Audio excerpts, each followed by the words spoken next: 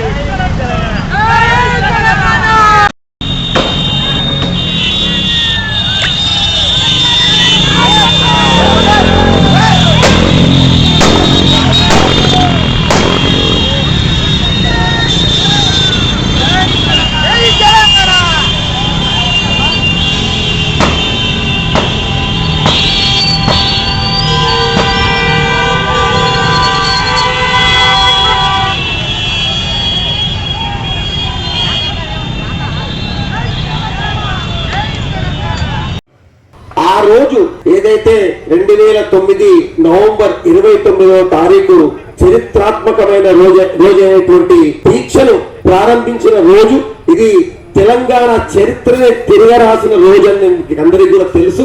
ఆ రోజును మనము మళ్ళొక్కసారి స్మృతించుకోవడానికి ఇవాళ మనమందరం కూడా ఇక్కడ సమావేశమైన. అలాగే ఈ రోజు మన ఉద్యమకారులు ఈ నారాయణపేట జిల్లాల ఎవరైతే ఉద్యమాలు చేసిందో వాళ్ళను కూడా ఇవాళ మనము గౌరవించుకునాలే. తెలంగాణ తల్లికి పుష్పాంజలి ఘటించాలి. అలాగే అమరవీరులకు, తెలంగాణ సాధించే క్రమంలో ప్రాణాలు వదులుకున్న అమరవీరులకు శ్రద్ధాంజలి ఘటించాలి అని ఒక ఉద్దేశంతో ఇవాళ ఈ కార్యక్రమం ఏర్పాటు చేయడం జరిగింది. తెలంగాణ అంటేనే ఒక ఉద్యమాల గడ్డ. 29 నవంబర్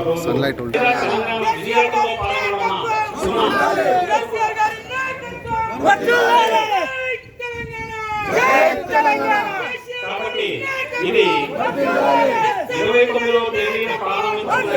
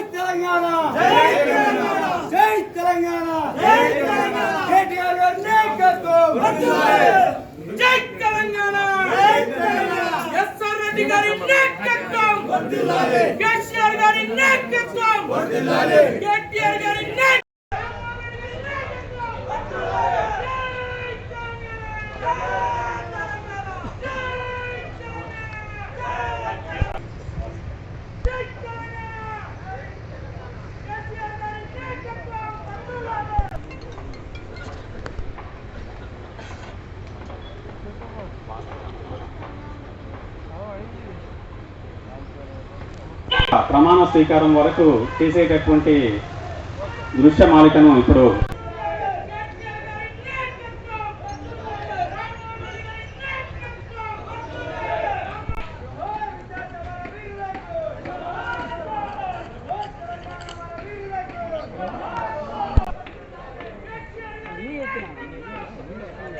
దయచేసి కార్యక్రమంలో భాగంగా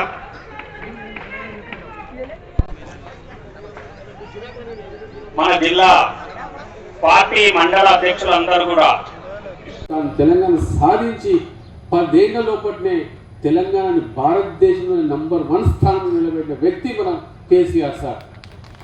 రైతులకు కానీ ఉద్యోగాలలో కానీ ఇతరత రెవెన్యూ సిబ్బందితోనే కానీ ప్రతి ఒక్కటి ఏది వదలలేదు సార్. ఎవ్వరికి ఏం కావాలో అన్నీ చేసేది. ఏ చిన్నపిల్లల దగ్గర నుంచి మొదలుకుంటే ఒక చిన్నపిల్లవాడు స్కూల్కి పోతే ఆ చిన్నపిల్లవాడికి దాదాపు 1,25,000 రూపాయలు సంవత్సరానికి ఖర్చు పెట్టి చదువులు చెప్పించి ఈరోజు చూస్తే అధోగతి కూడా అవన్నీ సంవత్సరంలో పట్టిన మనం 10 ఏళ్ళకి ఎదిగిపోయినా మళ్ళా. కానీ దాన్ని ఏదో మసిపూసి మాడకాయ చేసి మాట్లాడుతున్నట్టు ఉన్న అధికారులు కానీ ఇక్కడ ఉన్న స్థానిక ఎమ్మెల్యేలు కానీ మంత్రివర్యులు కానీ ఇంత దౌర్భాగ్యం అండి. ఈరోజు రైతు బంధు వస్తే తీసుకునేరా కాంగ్రెస్ వాళ్ళు? హాస్పిటల్లో పోతే సీఎంఆర్ తీసుకొని బాగు చేసుకునేరా ఇల్లు? కరోనా వస్తే గాంధీ హాస్పిటల్లో భారతదేశంలో లేని మందులు మన గాంధీ హాస్పిటల్లో ఉండే కరోనా నుంచి ఎంతమందిని బతికించుకున్నాం మన కేసీఆర్ సార్. అది మర్చిపోయింది సార్. ఇవన్నీ తాత్కాలికంగా ఇప్పుడు ఎవడొచ్చి ఒక జేబులో చేయడం నా అదృష్టంగా భావిస్తా. ఎందుకంటే ఎప్పుడు రాజశేఖర్తో నేను 5 ఏళ్ళు చేసినంత సంతోషం అనిపిస్తుందని చెప్తుంది. కానీ 5 ఏళ్ళుగా సంపద ఏంటంటే 200 పెన్షన్, 20 ఇల్లు తప్పిస్తే ఇంకేం లేదా. ఈడ తినే తిండి కాడ నుంచి మొదలుకుంటే రాష్ట్రం వరకు ప్రతి ఒక్కటి ప్రభుత్వం భరిస్తుంది.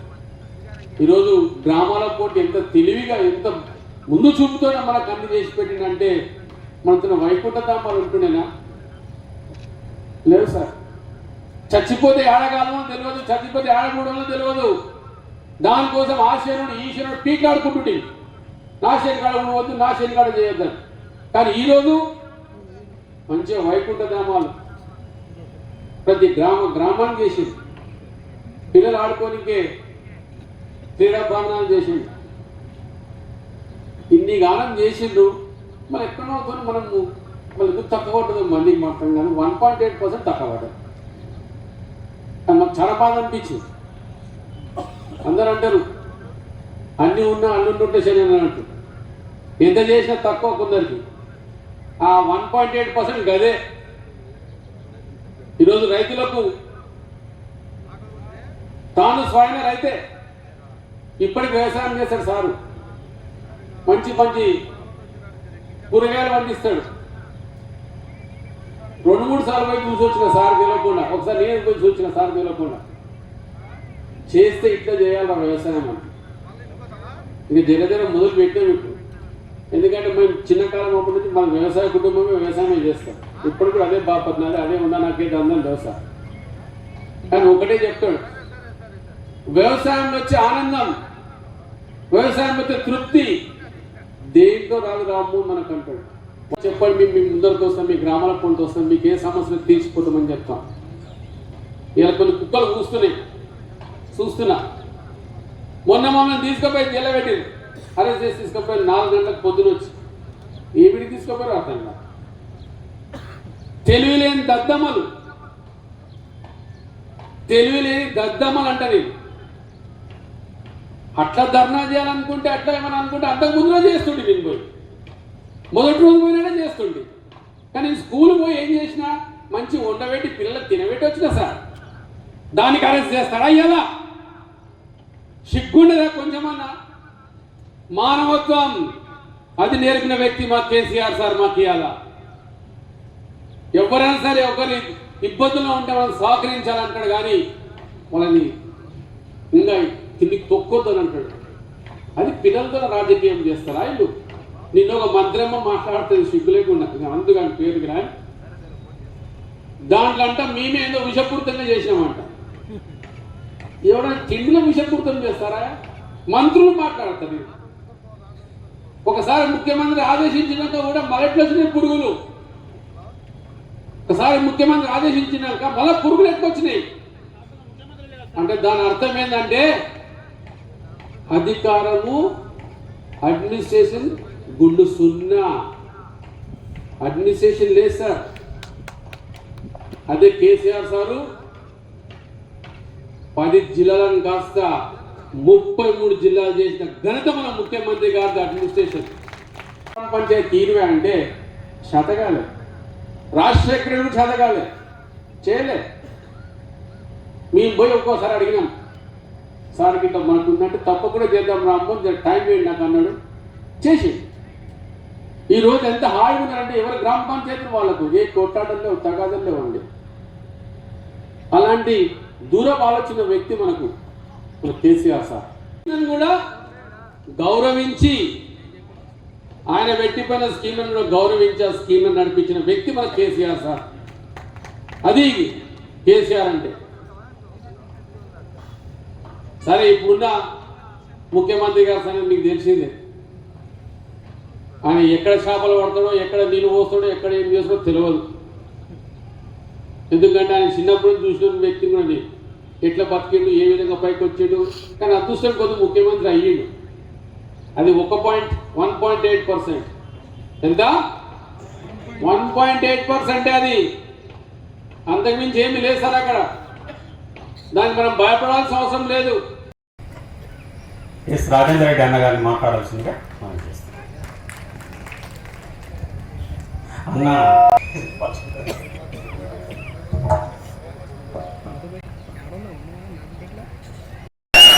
జై తెలంగాణ. ఇవాళటి నారాయణపేటలో నిర్వహించిన దీక్షా దివస్ కార్యక్రమానికి ముఖ్య అతిథిగా మరియు పర్యవేక్షకుడిగా వచ్చినటువంటి సోదరులు ఎమ్మెల్సీ కోటిరెడ్డి గారు, అలాగే నా సహచర అయినటువంటి సోదరులు చిట్టం రామ్మోహన్ రెడ్డి గారు, ఆ కాలంలో ఉమ్మడి పాలమూరు జిల్లా అధ్యక్షులైనటువంటి విఠలరావు ఆర్య గారు, మాజీ గ్రంథకులు, ఉద్యమకారులు, అలాగే పార్టీ సీనియర్ నాయకులు, వేదిక ముందు కూర్చున్నటువంటి మన టిఆర్ఎస్ పార్టీ కుటుంబ సభ్యులు, పత్రికా మిత్రులు, మీడియా మిత్రులు అందరికి కూడా పేరు పేరున నా యొక్క హృదయపూర్వక నమస్కారం. రాజకీయ మీటింగ్ ఏం కాదు, నేను రాజకీయాలు ఏం మాట్లాడదలుచుకోలే. ఇది ప్యూర్లీ ఆ రోజు ఏదైతే 2009 నవంబర్ 29వ తారీఖు చరిత్రాత్మకమైన రోజైనటువంటి దీక్షను ప్రారంభించిన రోజు ఇది. తెలంగాణ చరిత్రనే తిరగరాసిన రోజు అని మీకు అందరికీ కూడా తెలుసు. ఆ రోజును మనము మళ్ళొక్కసారి స్మృతించుకోవడానికి ఇవాళ మనమందరం కూడా ఇక్కడ సమావేశమైన. అలాగే ఈరోజు మన ఉద్యమకారులు ఈ నారాయణపేట జిల్లాల ఎవరైతే ఉద్యమాలు చేసిందో వాళ్ళను కూడా ఇవాళ మనము గౌరవించుకునాలే, తెలంగాణ తల్లికి పుష్పాంజలి ఘటించాలి.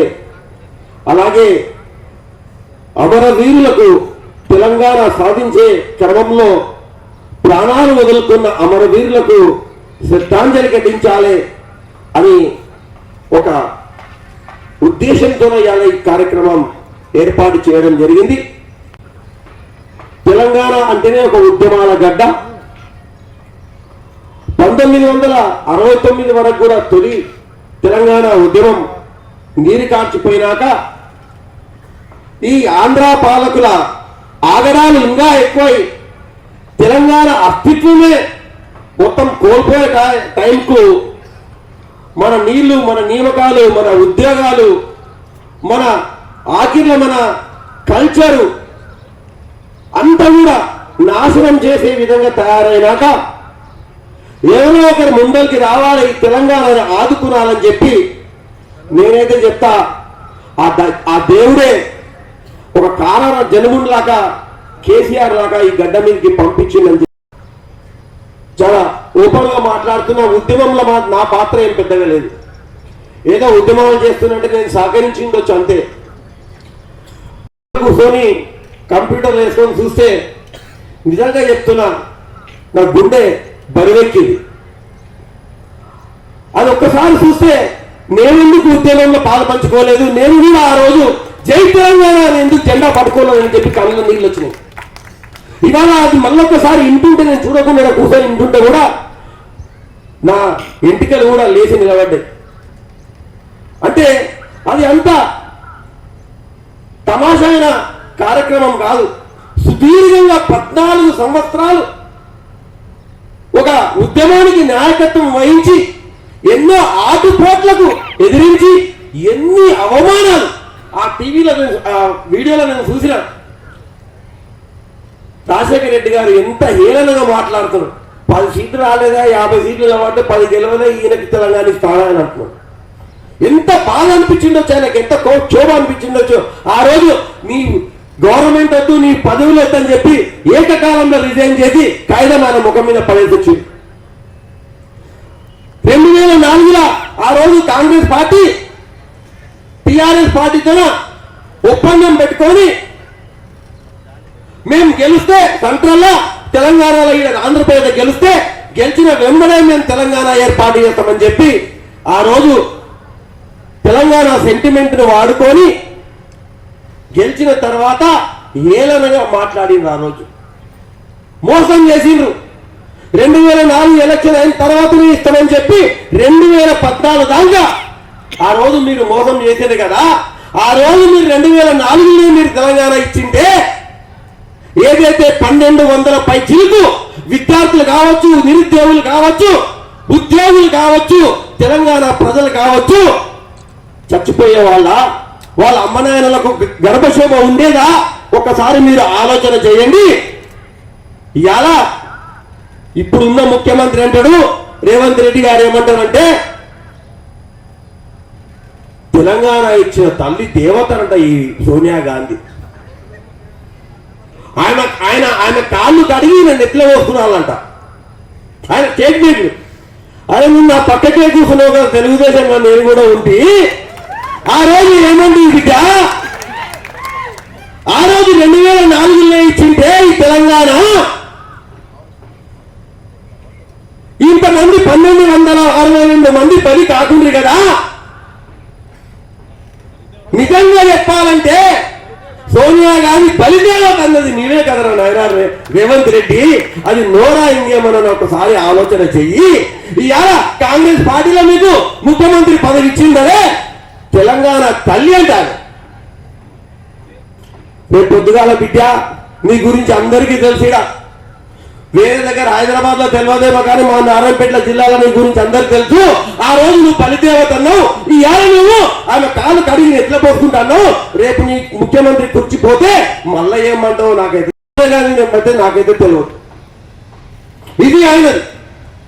ఇవాళ నీకు ఇవాళ ముఖ్యమంత్రి అయిన తెలంగాణకైతే అది కాంగ్రెస్ పార్టీ పెట్టిన భిక్ష కాదు.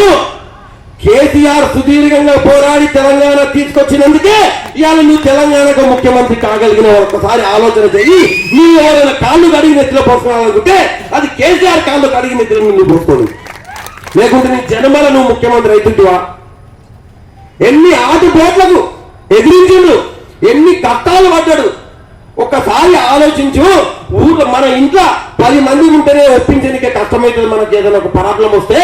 అటువంటిది కాశ్మీర్ నుంచి కన్యాకుమారి వరకు దాదాపు 36 పార్టీలను ఏకం చేసి అందరినీ ఒప్పించి తెలంగాణకు అనుకూలంగా లెటర్లు తీసుకొచ్చారు కదా. మీరు ఎన్ని పరీక్షలు పెట్టిర్రు. ముందు ఇస్తామన్నారు, తర్వాత లేదు ఏమైందా అని అడిగితే వేరే పార్టీలు ఒప్పుకుంటలేవు. మేమేం చేయాలి, మేము ఒకరం కాదు కదా. యూపీఏ ప్రభుత్వం అంటే ఆ ప్రభుత్వంలో ఎన్నో పార్టీలు ఉన్నాయి. వాళ్ళు ఒప్పుకుంటలేరంటే ఒక్కొక్క పార్టీ వాళ్ళ దగ్గరికి పోయి చేతులు పట్టుకున్నాడో గదో పట్టుకున్నాడో ఎట్లా మొప్పించిండో ఎంత కష్టపడ్డాడో ఎంత క్షోభపడ్డాడో అన్నం తిన్నాడో తినలేదో ఎన్ని రాత్రులు నిద్రపోయిండో నిద్రపోలేదో ఒక్కొక్క పార్టీని అడుక్కొని వాళ్ళని ఒప్పించి మెప్పించి 36 మంది దగ్గర ఉత్తరాలు తీసుకొచ్చేది అంత ఈజీయా? ఇది తెలంగాణ కోసము కేసీఆర్ చేసే త్యాగం కాదా? ఇలా ఏ పార్టీ అని ఉండొచ్చు, కానీ తెలంగాణ తీసుకురావడం అంతా ఆయన పాత్ర ఎటువంటిది అనేది ఒకసారి మనం గుర్తుపెట్టుకోవాలి.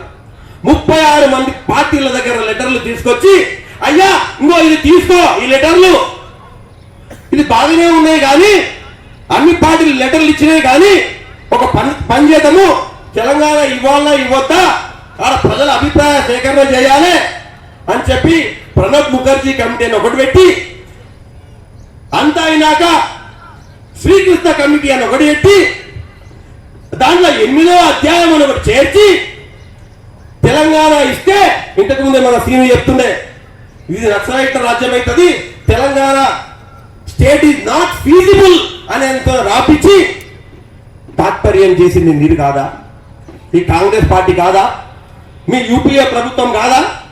మీరు ఆ రోజు 2004 ఇస్తని చెప్పి ఏదో ఒప్పుకొని ఇవ్వకుండా మోసం చేసి ఎన్నిసార్లు ఇదే కేసీఆర్ రిసిగ్నేషన్ చేసి మళ్ళా గెలిచి మళ్ళా ఢిల్లీకి పోయి, అయ్యా చూడండి నేను ఓడగొడతారని చెప్పిను, ఇన్ని లక్షల మెజార్టీతో గెలిచిన తెలంగాణ ప్రజలకు తెలంగాణ కావాలని చెప్పి ఇన్ని మాటలు ఒప్పించింది.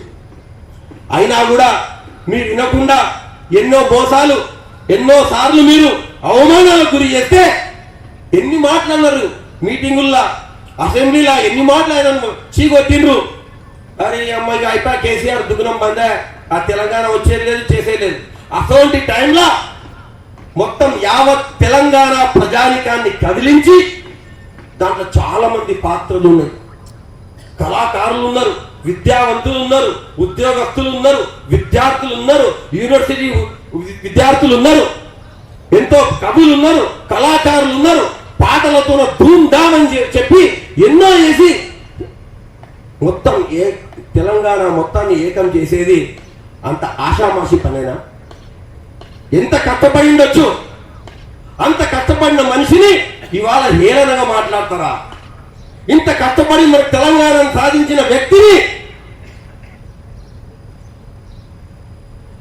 కేసీఆర్ మొక్క అనేది మళ్ళా మొలవకుండా చేస్తానంటాడా? ఇదేనా నీకున్న దేవుడిచ్చిన యజ్ఞత? ఇదేనా నువ్వు ఆ కుర్చీల కూర్చొని మాట్లాడాల్సిన మాట? ఇంతకు నువ్వు ఆ కుర్చీల కూర్చోవడానికి అర్హత ఉందా? ఒక్కసారి మీరు ఆలోచన చేయండి. తెలంగాణను తీసుకొచ్చిన వ్యక్తిని నానా మాటలని అగౌరవపరుస్తావా? నువ్వు అగౌరవపరిస్తే ఆయన పేరు చరిత్రలోకి వెళ్ళిపోతుందా? రేవంత్ రెడ్డి గారు ఒకటి గుర్తు పెట్టుకోండి, తెలంగాణ అనే పదము, తెలంగాణ అనే ఒక శబ్దం ఏదైతే ఉందో ఆ శబ్దం ఉన్నంత వరకు, ఆ పదం ఉన్నంత వరకు కేసీఆర్ పేరు ఉంటది. కేసీఆర్ తెలంగాణ అస్తిత్వమే కేసీఆర్, తెలంగాణ రాష్ట్రాన్ని తీసుకొచ్చింది కేసీఆర్.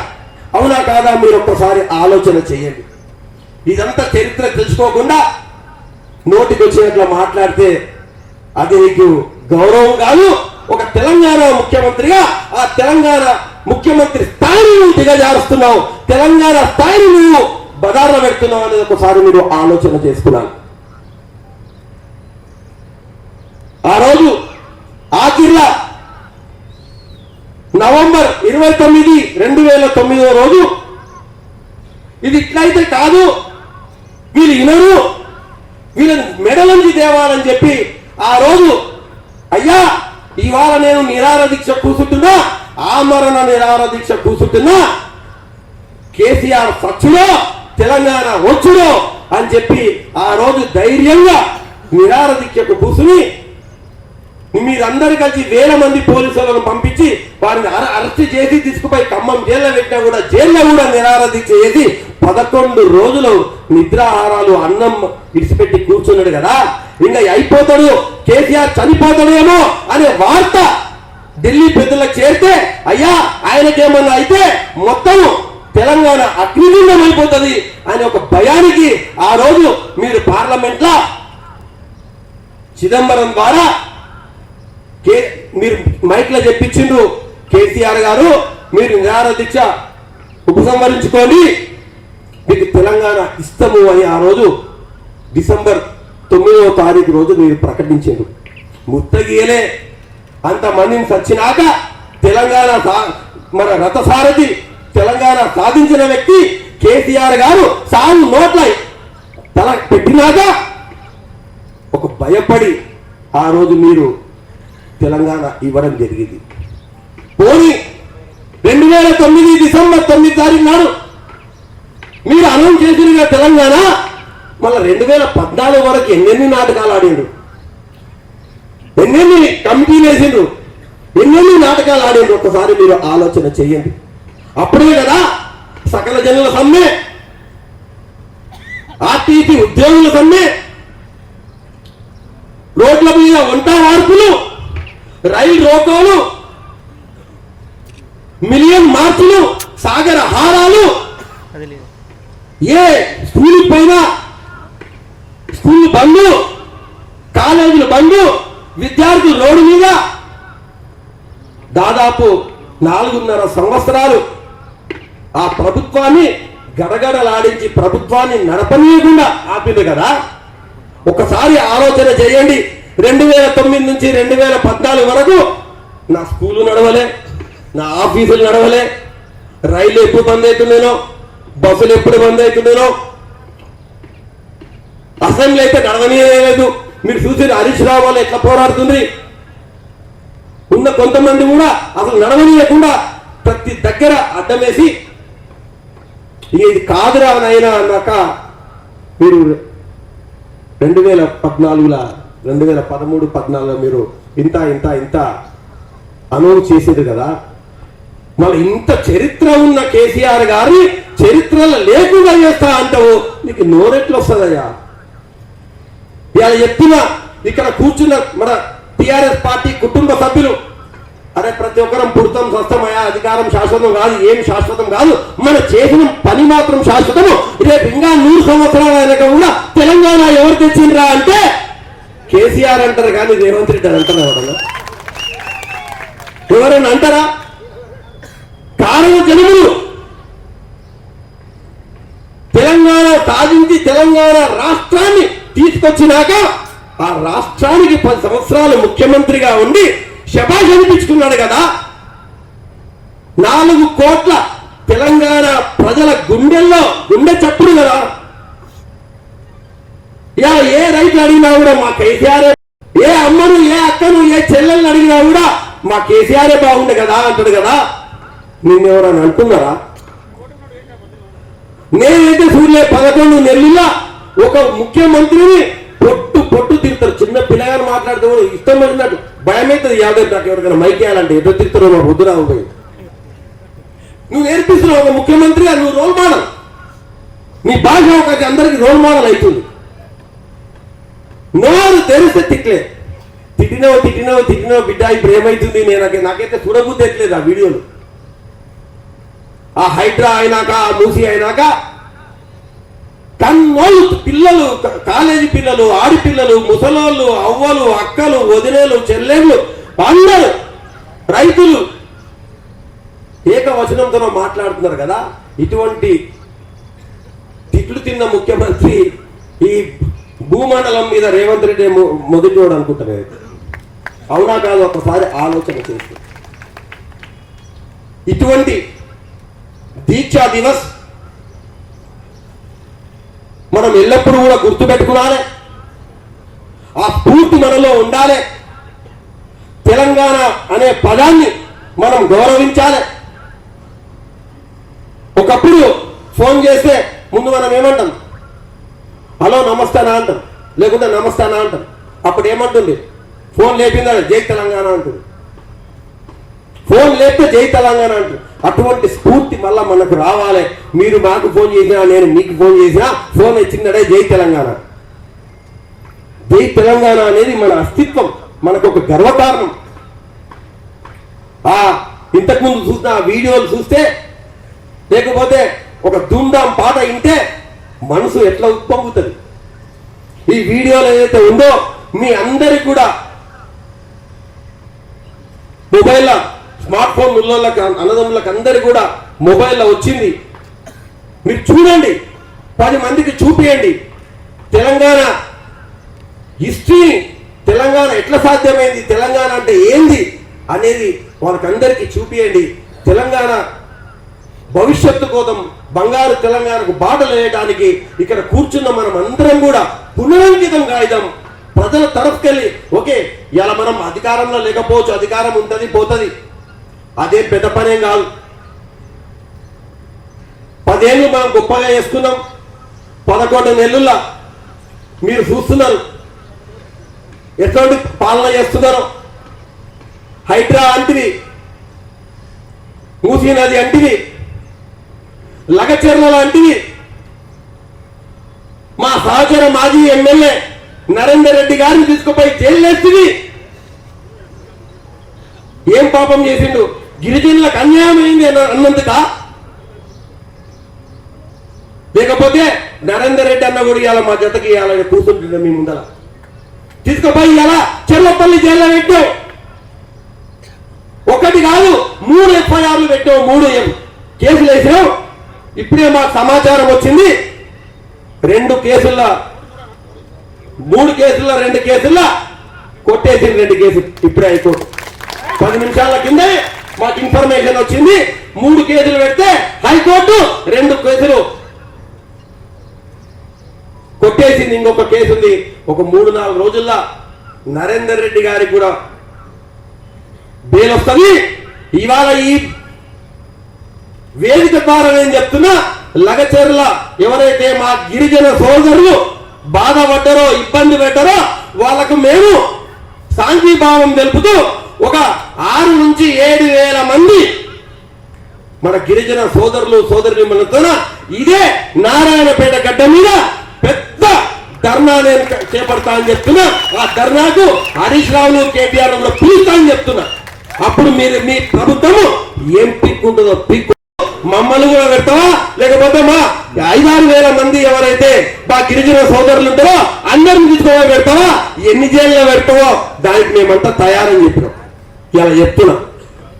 అది త్వరలోనే అన్న వచ్చిన ఒక వారం 10 రోజుల్లోనే ఇదే నారాయణపేట గడ్డ మీద 5-6 వేల నుంచి 7-8 వేల మన నారాయణపేట జిల్లాలో ఉన్న ఈ గిరిజన సోదరులు సోదరి మనలు ఎంతమంది ఉన్నారో వాళ్ళందరితోన ఈ లగచెర్లలో ఎవరైతే ఇబ్బందులు పడ్డారో వాళ్ళకు సాంఘీభావంగా ఇదే నారాయణపేటలో తప్పకుండా కూడా ధర్నా కార్యక్రమం నిర్వహించి తీరుతామని చెప్పి ఈ సభాముఖంగా నేను ప్రభుత్వానికి హెచ్చరిస్తున్నా. కాదు మీరేదో ఇది కొంచెం బెదిరిస్తే భయపడేదని కాదు. తెలంగాణ ఎవరి అబ్బసొత్తు కాదు. 4,000 తెలంగాణ ప్రజానికంది. తెలంగాణ అందరి మీద బాధ్యత ఉంది, అందరి మీద బరువు ఉంది. అందరికి ఒక బాధ్యత ఇవ్వాలి, తెలంగాణను రక్షించుకునాలే. ఎందుకంటే గత 10 సంవత్సరాల్లో ఎన్నో రంగాల్లో భారతదేశంలోనే తెలంగాణను నెంబర్ 1 గా చేసిన ఘనత మన బీఆర్ఎస్ పార్టీకి చెందుతుంది, మన కేసీఆర్ సార్కి చెందుతుంది అని చెప్పి మళ్ళొకసారి తెలియజేస్తూ, మళ్ళొక్కసారి ఎవరైతే ఈ తెలంగాణ కోసం ప్రాణాలు అర్పించిండ్రో వాళ్ళందరికీ కూడా నేను వాళ్ళ ఆత్మలందరూ కూడా శాంతించాలి అని చెప్పి దేవుణ్ణి ప్రార్థిస్తూ, ఇక్కడ వచ్చిన వేదికను అలంకరించిన తెలంగాణ అమరవీరులకు అందరికీ కూడా మరొక్కసారి చేయెత్తి మొక్కుతూ ఈ అవకాశం ఇచ్చిన మీ అందరికీ కూడా, మీ అందరికీ సందేశం ఇచ్చినటువంటి శ్రీనివాస్ గారు, రామరెడ్డి గారు, ఈరోజు అసలు కార్యక్రమం ఉందని చెప్పి ఇదే వేదిక నుండి మీకు తెలియజేసినాం. సరే, ఆ రోజే నాకు సంపూర్ణ విశ్వాసం కలిగింది. నారాయణపేట జిల్లా చాలా చైతన్యవంత జిల్లా, రాజకీయంగా తప్పకుండా విజయవంతం చేస్తారని చెప్పి నేను ఆ రోజే భావించినాను. నేను ఇక్కడి నుంచి మేము నల్లగొండ పోయిన తర్వాత ఎట్లా ఉంది నారాయణపేటలో పరిస్థితి అని చెప్పి అక్కడ ఉన్నటువంటి బీఆర్ఎస్ పార్టీ సోదరులు నన్ను అడిగినారు. మన కన్నా చాలా అడ్వాన్స్ ఉన్నారు వాళ్ళు, రాజకీయ చైతన్యం కూడా ఎక్కువనే ఉంది. ఒక్కొక్కరిని ఎవరికి మైక్ ఇచ్చినా అనర్గళంగా పార్టీ గురించి సందేశం ఇవ్వగలిగినటువంటి స్థితి వాళ్ళ దగ్గర చూసినా నేను. మనకన్నా ఏ విషయంలో కూడా రాజకీయాల్లో వాళ్ళు మెరుగ్గానే ఉన్నారని అనిపించింది. రేపు జరగబోయేటువంటి కార్యక్రమం చాలా బ్రహ్మాండంగా జరుగుతుంది అనేటువంటి విశ్వాసం నాకు వచ్చిందని చెప్పి నేను వాళ్ళకి చెప్పినాను. నిజంగానే నేను ఆ రోజు అనుకున్నది అదే, ఈరోజు మీ దగ్గర చూసింది అదే. అన్నిటికి మించి మీకు 2 నియోజకవర్గాలకు బ్రహ్మాండమైనటువంటి నాయకత్వం ఉంది అని చెప్పి ఇక్కడ నేను మిమ్మల్ని చూసిన తర్వాత నేను అందరూ కార్యకర్తను, ఒక నాయకుడిని ఏ విధంగా కాపాడుకోవాలి, వాళ్ళకి ఏ విధంగా మనోధైర్యాన్ని ఇవ్వాలనేటువంటిది ఈ వేదిక మీద ఉన్నటువంటి మీ ఇద్దరు మాజీ శాసనసభ్యులే ఆదర్శం అందరికీ. సరే, ఈరోజు ఇంకో మాజీ శాసనసభ్యుడు, కొడంగల్కి సంబంధించినటువంటి నాయకుడు మన మధ్యన వేదిక మీద ఉండాల్సి ఉండే, అన్న చెప్పినట్టుగా ఒక గిరిజనులో జరుగుతున్నటువంటి అన్యాయాన్ని న్యాయం జరగాలని చెప్పి ప్రశ్నించినందుకు అవాస్తవాలను జోడించి ఒక అక్రమ కేసులో ఇరికించి ఈరోజు జైల్లో నిర్బంధించారు. చాలా అన్యాయం.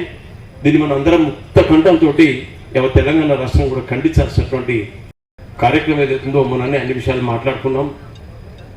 నిజంగానే తెలంగాణ ప్రాంతం ప్రత్యేక రాష్ట్రం కావాలని ప్రజలు ఆనాడు ఎందుకు కోరుకున్నారు, ఎందుకు ప్రజలు ఆ రోజు కావాలని చెప్పి ఆకాంక్షించినారు, మరి ప్రజల ఆకాంక్ష తెలంగాణ ప్రాంతం ప్రత్యేక రాష్ట్రం కావాలనేది ఏ విధంగా నెరవేర్చగలిగినాం ఇంతకుముందు అక్కడ ఎగ్జిబిట్ చేసిన స్క్రీన్. నిజమే, నాకన్నా ముందు మాట్లాడినటువంటి మిత్రులు కూడా ఏ ఒక్కరు కూడా తీసుకోకుండా ఒకరి నుంచి ఒకరు మాట్లాడినారు. పెద్దలు విఠలరావు గారు చెప్పినారు, అస్తిత్వం కోసం జరిగినటువంటి పోరాటం వాస్తవం, ఆత్మగౌరవం కోసం జరిగినటువంటి పోరాటం ఇది యథార్థం. ఆ రోజు మన ప్రాంతానికి, మన ప్రజలకు జరిగినటువంటి అన్యాయం, వివక్ష, దోపిడీ, అవమానాలు వీటన్నిటిని బేరీజ్ చేసుకుని ఆనాడు 1960 దశాబ్ద కాలంలోనే ఈ తెలంగాణ ప్రాంతం ప్రత్యేక రాష్ట్రం అయితే తప్ప దీనికి సమస్యకు పరిష్కారం లేదని చెప్పి భావించి ఉద్యమాన్ని మొదలుపెట్టినారు. సరే, ఆ ఉద్యమంలో పాల్గొన్నటువంటి పెద్దల విఠలరావు గారు ఉన్నారు. అది 1969లో ఉద్యుతంగా లేచి తెలంగాణ రాష్ట్రం ఏర్పాటవుతుందని చెప్పి ఒక విశ్వాసం కలిగేటువంటి స్థాయికి పోయినప్పటికీ అనేక రాజకీయ పరిణామాల క్రమంలో ఆ రోజు తెలంగాణ ప్రత్యేక రాష్ట్రం కాలే, తిరిగి మళ్ళా మొదటికి వచ్చింది. తర్వాత మధ్యలో ఒకలో ఇద్దరు పెద్ద మనుషులు దాన్ని కాస్త ముందు తీసుకుపోవడానికి ప్రయత్నం చేసినప్పటికీ కార్యరూపం దాల్చలే. చిట్ట మన అధినాయకుడు, తెలంగాణ జాతిపిత, మన పార్టీ అధ్యక్షులు, మాజీ ముఖ్యమంత్రి వర్యులు కేసీఆర్ గారు తెలంగాణ ప్రాంతాన్ని సంపూర్ణంగా అర్థం చేసుకొని, అవగాహన చేసుకొని, ఇక్కడ ఉన్నటువంటి సమస్యలు, జరిగినటువంటి నష్టం, మనకు జరిగినటువంటి దోపిడీ, వివక్ష అన్ని బేరీజ్ చేసుకొని ఆ రోజు ఉన్నటువంటి మేధావులతోటి, ఆ రోజు ఉన్నటువంటి నిష్ణాతులను పిలుచుకొని, అన్ని వర్గాలకు సంబంధించినటువంటి నిపుణులను పిలుచుకొని ఒక్కొక్క రంగంలో ఈ తెలంగాణ ప్రాంతానికి ఏ విధంగా అన్యాయం జరిగింది, దోపిడీ జరిగిందని చెప్పి నెలల తరబడి సమీక్ష చేసుకొని చిట్ట చివరికి తెలంగాణ సాధనకు కంకణం కట్టుకొని ముందుకు వచ్చినటువంటి పరిస్థితి. మరి ఇది 8 సంవత్సరాల ఉద్యమం జరిగిన తర్వాత కూడా ఏప్రిల్ 27, 2001లో ఉద్యమాన్ని మొదలుపెట్టి టీఆర్ఎస్ పార్టీని స్థాపించి తెలంగాణ సమాజాన్ని ముందుకు నడిపిస్తున్నటువంటి తరుణంలో నిజంగానే 8 సంవత్సరాలు పోరాటం చేసినప్పటికీ ఎడు చూసినా తెలంగాణ వచ్చేటట్టు వారికి కనపడలేదు, ఆ విశ్వాసానికి రాలేకపోయింది. ఏం చేయాలి? 8 సంవత్సరాల పోరాటంలో కూడా ఈ భారత ప్రభుత్వం ఉలుకులేదు, పలుకులేదు. సమైక్యవాదులు ఎప్పటికప్పుడు వాళ్ళ ఎత్తుగడలతో దాన్ని తిప్పికొడుతున్నారు.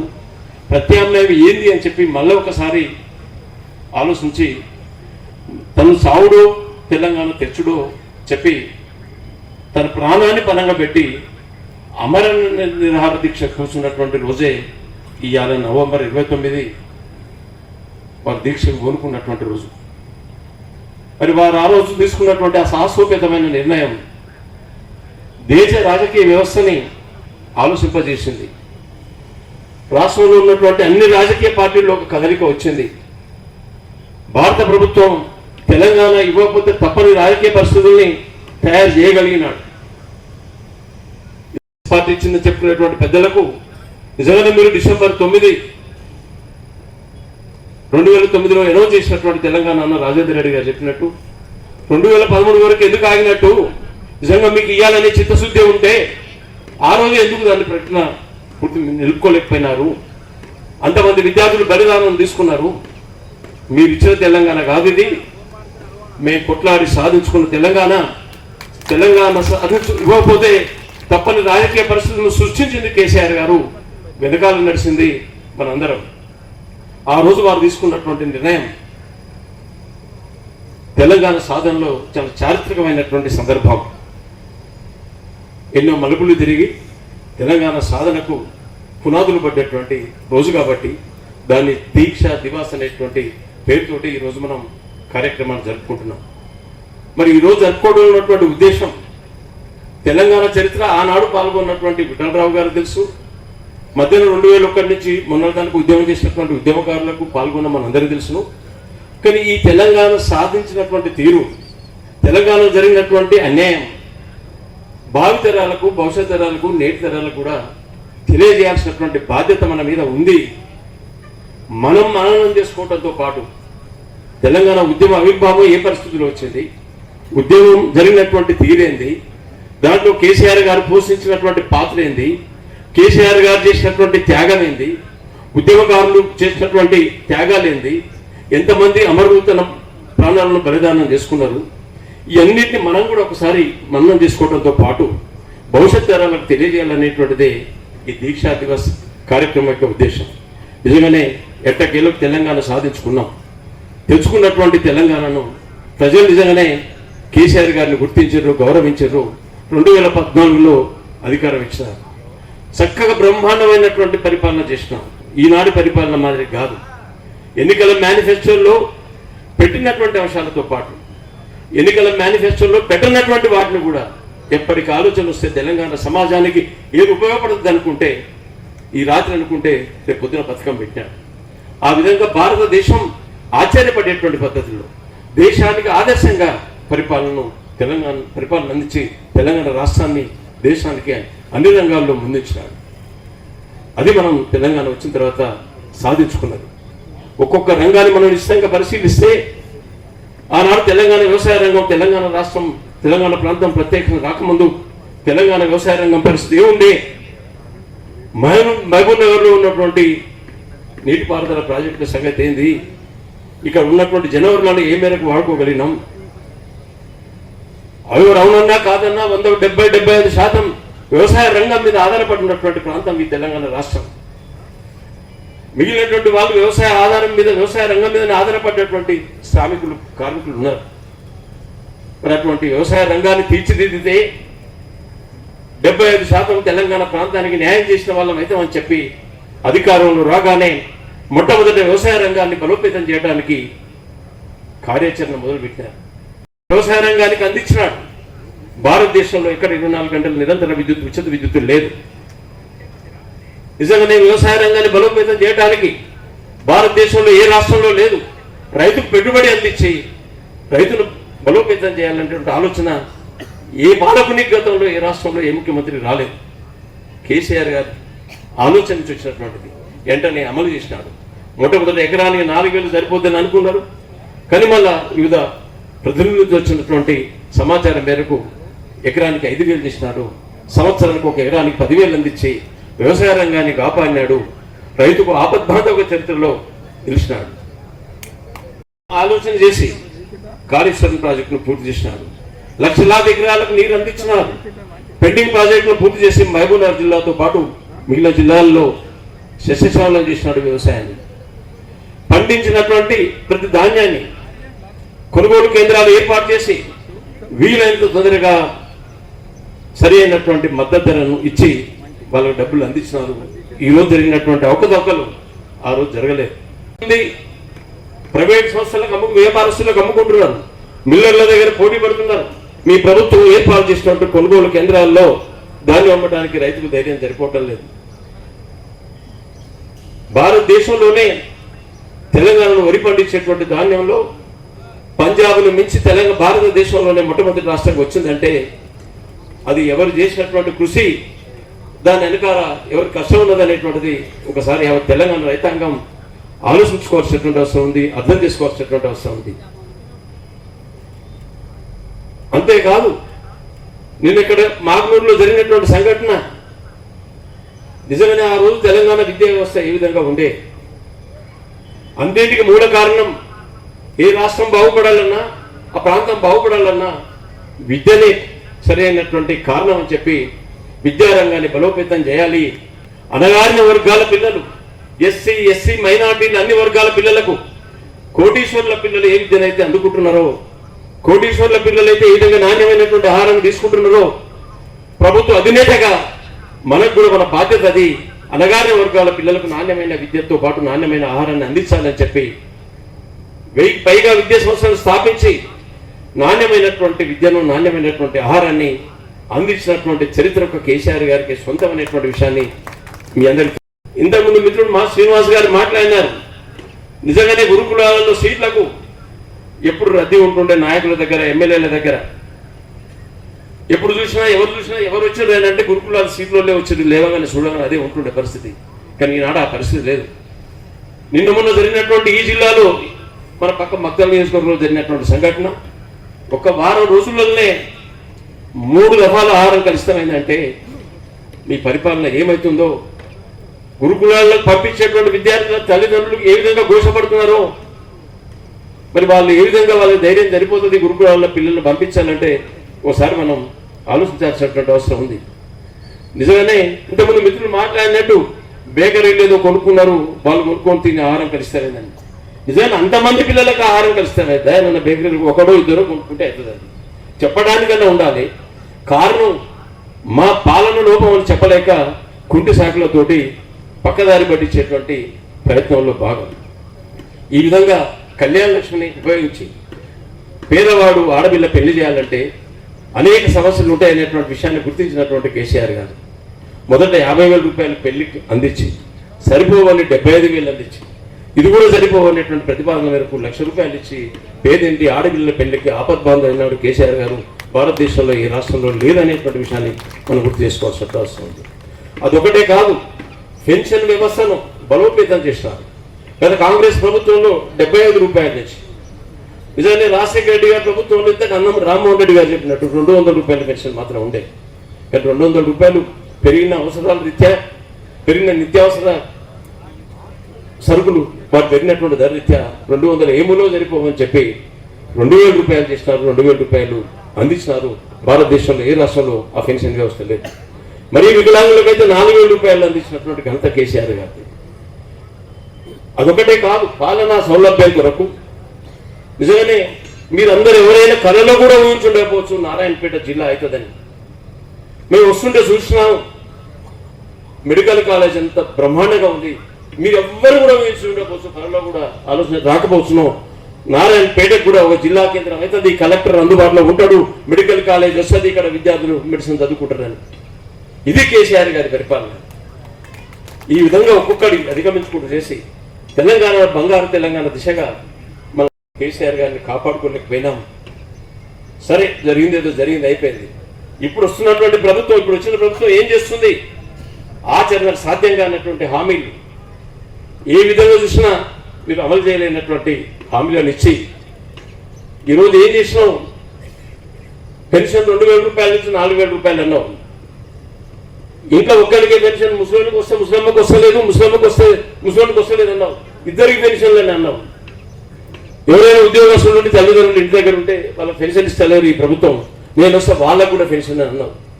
ఏమైంది నీ పెన్షన్? కనీసం ఆలోచన చేస్తున్నావా? ఆ పెన్షన్లకు ఆశపడి కేసీఆర్ ప్రభుత్వాన్ని కూలగొట్టుకున్నాం. నిజంగానే 5,000 రూపాయల ఎకరాలు సరిపోతలేవన్నావు. 2 కార్లు ఏంది, 3 కార్లు బండలు పంపుతున్నాయి, 3 కార్లు ఇవ్వాలని అన్నావు. 5,000 కాదు, నేను వస్తే 7,500 అన్నావు. 7,500 ఎక్కడ పోయినాయి? 5,000 2 కార్లకు కూడా గది లేవు. నువ్వు 3వ పంటకి ఇస్తున్నాను. ఏం ఆలోచిస్తున్నావు ముఖ్యమంత్రి గారు అని చెప్పి ఆలోచిస్తున్నావు. అదొకటే కాదు, బీసీ డిక్లరేషన్లో 1,00,000 కోట్ల రూపాయలు నేను అనౌన్స్ చేస్తా అన్నావు. సంవత్సరానికి 20,000 కోట్లు ఇస్తా అన్నావు. కానీ మొన్న నువ్వు అధికారంలోకి వచ్చిన తర్వాత నువ్వు ప్రవేశపెట్టినటువంటి బడ్జెట్లో బీసీలకు ఇచ్చింది 8,000 కోట్లు మాత్రమే. ఈ విధంగా 8,000 కోట్లు ఇస్తే మరి 5 సంవత్సరాలకు 40,000 అవుతాయి. 1,00,000 కోట్లు ఎప్పుడు కావాలి? బీసీ విద్యార్థులకు, బీసీ యువతకు వడ్డీ లేనటువంటి రుణాలు 10 లక్షల రూపాయలు వడ్డీ లేకుండా ఇస్తా అన్నావు. ఆ ఆలోచన ఏమైంది? హామీ ఏమైంది అని చెప్పి అడుగుతున్నాం.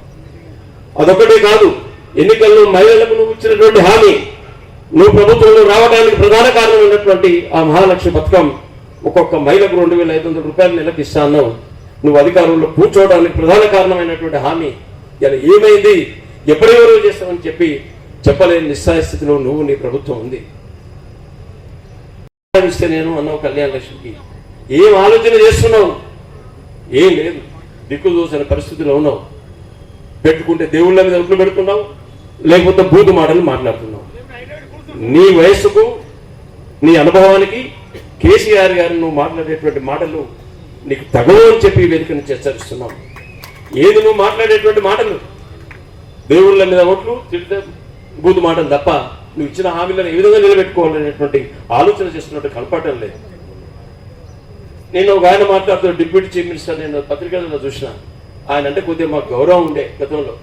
సరే కొద్దిగా కాంగ్రెస్ వాది, కొద్దిగా క్రమశిక్షణతో ఉన్నాడు, ఒక మితభాషి, ముఖ్యమంత్రిని వదిలినట్టు ఆయన ఊర్లాడనేది ఉండే. ఆయన నేను మాట్లాడతాడు, కేటీఆర్ గారట అక్కడ ఏదో కలెక్టర్ను సన్యాసి అని అన్నాడట.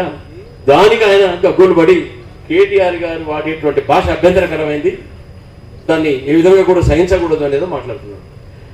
ఉప ముఖ్యమంత్రి గారు, మీ ముఖ్యమంత్రి గారు మాట్లాడేటువంటి భాషను మీరు ఒక్కసారన్నా ఆలోచించిందా? ఏంది ఆయన మాట్లాడేటువంటి మాటలు? మరి సన్యాసి అనడం ఏ విధంగా తప్పైంది? సన్యాసి అనే మాట అనకుండా పేగులు తీసుకొని మెడ తీసుకుంటామని చెప్పాలనా? కళ్ళు గుడ్లు తీసి సీసం గోళీలు ఆడతామని చెప్పాలనా? మరి ఏమని అనాలి? లాగులో తొండలు కూడా ఇస్తాను అన్నాడు. ఆ భాష ఆయన మరి రాదు. నిన్నే రామ్మోహన్ రెడ్డి అనేది పత్రికా సమావేశంలో మాట్లాడుతున్నప్పుడు ఇవ్వలేదు మహబూబ్ నగర్ లో మీటింగ్ ఉంది, అలా ఏం మాట్లాడతాడు అని అనిపిస్తుంది, భయమవుతుంది అన్నాడు. నిజంగానే మరి వీళ్ళకి వచ్చి ఏం మాట్లాడతాడో కూడా తెలియదు, ఎక్కడ ఏం మాట్లాడాలో తెలియదు. ముఖ్యమంత్రి అంటే హుందాగా వివరించాలి, పాలనా దక్షత ఉండాలి. ఎస్, ఆర్థిక వనరులు ఇచ్చిన హామీలకు ఒకసారి సరిపోవు, దానికి ప్రణాళికాబద్ధంగా ఏ విధంగా ముందుకు పోవాలి ఆ విధంగా ఉండాలి. నువ్వెక్కడ, కేసీఆర్ ఎక్కడ? కేసీఆర్ గారిని ఏ విధంగా పోల్చుకుంటావు?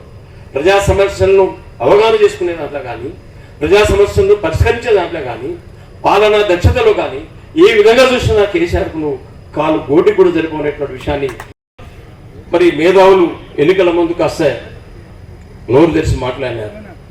ప్రజాస్వామ్యవాదులు ఏదో కాస్త ఏదో అన్యాయం జరుగుతుందని చెప్పి ఎన్నికల ముందు మాట్లాడినారు. వాళ్ళందరూ నేను విజ్ఞప్తి చేస్తున్నా, ఈ 11 ఏళ్ల కాలంలో రాష్ట్రంలో శాంతి భద్రతలు కరువైనాయి.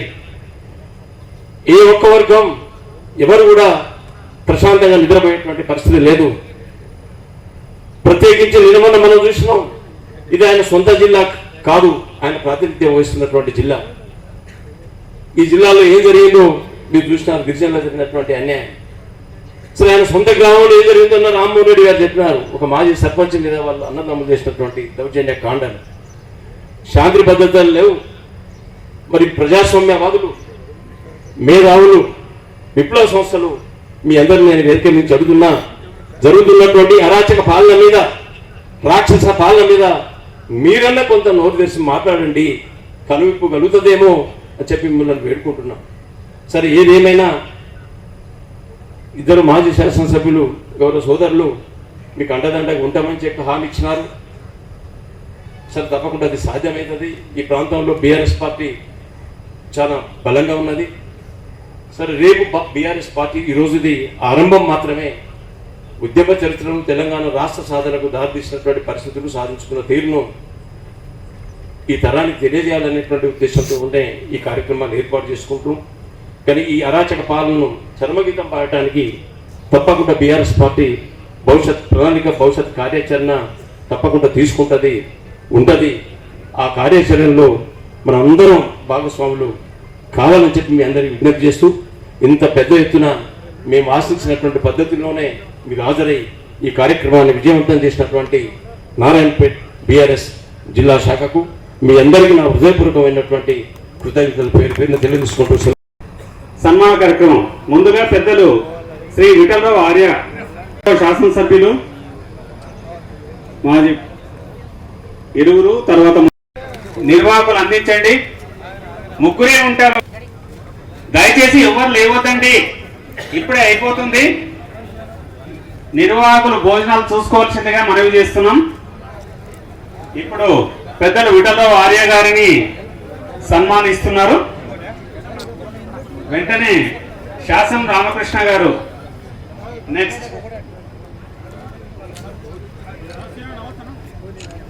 తర్వాత ఎంకే హనుమంత్ రెడ్డి గారు.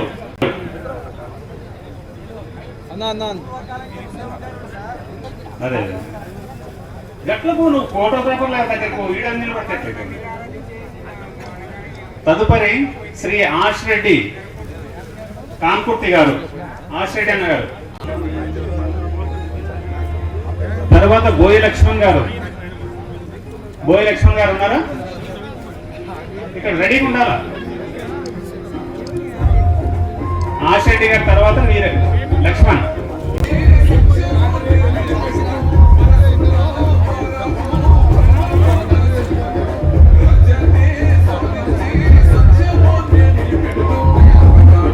ఆశ్ రెడ్డి గారి తర్వాత బోయి లక్ష్మణ్.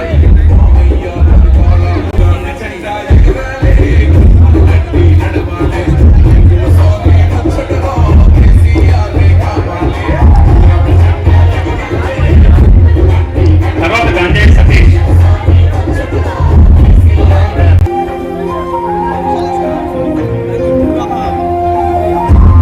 సుతారి రామరెడ్డి.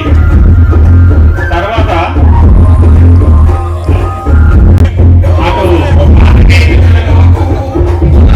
ఇటు ఉద్యమకారులకు అందరూ విజయ్ ఫోటో స్టూడియో వారు నిర్మించినటువంటి పాత్రను దృష్టిలో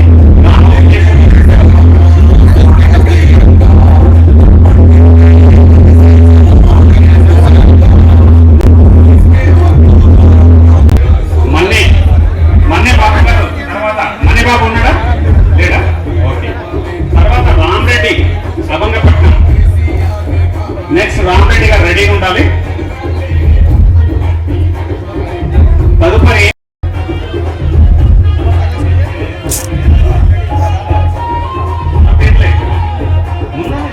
అన్నీ చేసుకోవాలి. పాపపల్లి శ్రీనివాస్ నెక్స్ట్.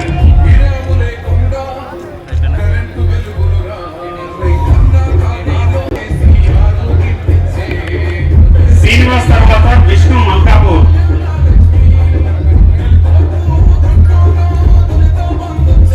విష్ణు తర్వాత మోహన్. మోహన్ తర్వాత చందు పేరపుల్ల.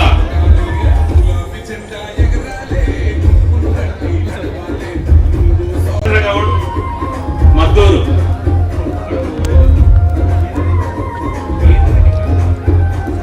బాలచంద్ర గౌడ్ మద్దూరు. ఇబ్బంది అవుతుందంట. వెంకటప్ప తర్వాత గుండప్ప. గుండప్ప తర్వాత శివశంకర్ నిర్జిత. తర్వాత కే. కానీ ఈయన మాకు రాష్ట్రమే తీసుకొచ్చేసి కల్వకుంట్ల చంద్రశేఖరరావు అనే నేను ఎవరు? గుండప్పనా? భారత రాజ్యాంగం పట్ల వెంకటప్ప. విశ్వాసం విధేయత చూపుతానని వెంకటప్ప తర్వాత గుండప్ప. అంతఃకరణ శుద్ధిలో దైవ సాక్షిగా తర్వాత శివశంకర్ నిర్జిత. బీఈడి కాలేజ్ కన్వీనర్ గా పనిచేసినట్టు అబ్బాయి యువ నాయకుడు అప్పుడు. ఓకే. ఉద్యమ నాయకులు అందరూ ఏదైతే పేద రైతులు గిరిజనులై భూములు తీసుకోవాలనుకున్నారో ప్రభుత్వం మన బీఆర్ఎస్ పార్టీ చేసిన ఉద్యమం, అలాగే బీఆర్ఎస్ పార్టీ శ్రేణులు తీసుకొచ్చిన ఒత్తిడి కారణంగా